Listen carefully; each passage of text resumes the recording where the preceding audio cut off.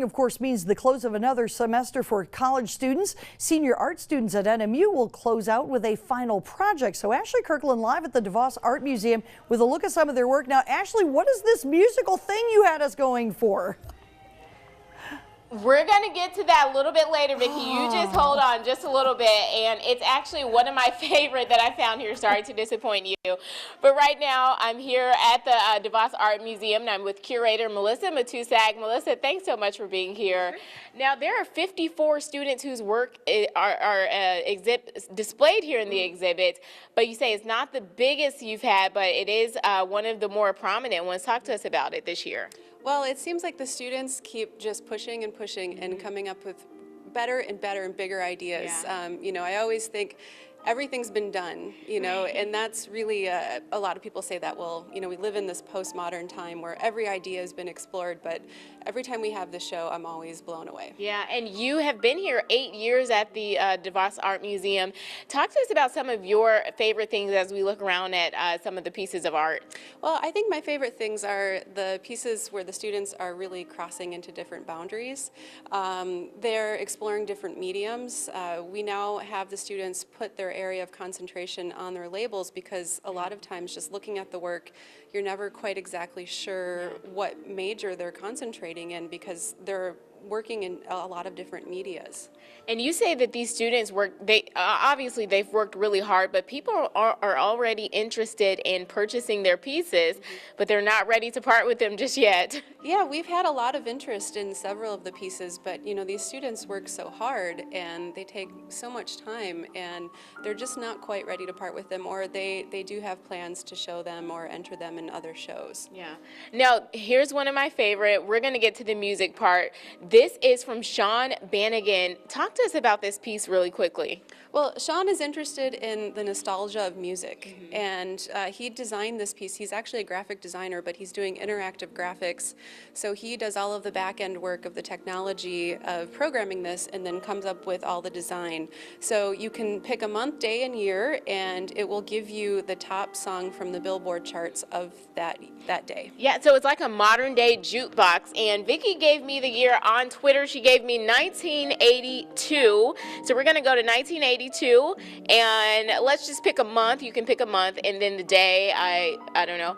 And her guess was EOL, or centerfold, and she was right. Centerfold was her guess, and she was right.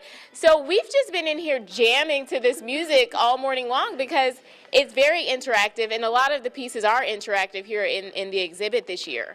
Yeah, you know, there's human-centered design is always something that is interesting because they're products that are meant to eventually be mass-produced, hopefully. Yeah. So it's a little bit of everything, for sure. Definitely, and we're going to come back and talk to one of the students, one of the artists about her piece a little bit later. Vicki, there you go. You've got your song for you. Back to you. Back to Ashley Kirkland, who is live from the DeVos Art Museum with more. Ashley?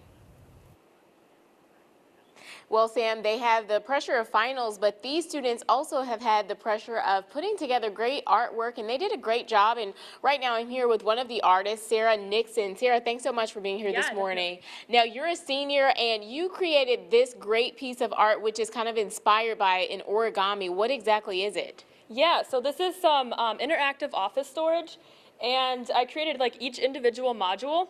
And it has a flat bottom so they can stand alone, but then it also incorporates magnets so they're able to connect in various different ways, and you can create your own little arrangement of them on your office desk, creating various office storage. Now, how did you come up with this idea? I began thinking about origami and how different folds of the paper can interact with each other.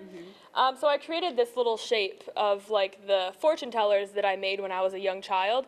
It was one of the first origami shapes I knew how to make. But taking the shape and turning it upside down creates some interesting patterns within there. And when two of those are linked together, they interact very well. So I thought about that and just kind of breaking that apart into each component of their own and changing them up. Yeah, and how many hours went into this, Sarah? I'd say probably around 50 hours, possibly more. There's just been a lot of studio time and many different alterations to come to this. And you've documented it all in the book that you have there on display as well that people can look through. Yeah. And as you went through that book, talk to us about how you started this to how you ended it. Obviously, you started with the origamis, but what kind of material is this? This year, these are 3D printed, so it's ABS plastic, and then they have some rare earth magnets inserted on the side. They're all covered up so that you can't even tell there are magnets in there.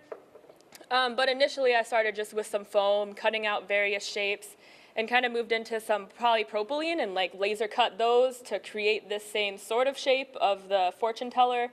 But then from there, just putting it into the computer, making some models, and then 3D printing them, and I liked the way that they turned out. Yeah, very cool. I told Melissa this is something I could definitely see in IKEA or a furniture store or office store. What are your plans after college here? After college, I hope to work as a designer in California. So I'm moving to the Bay Area the middle of May, and just kind of seeing what opportunities do exist there.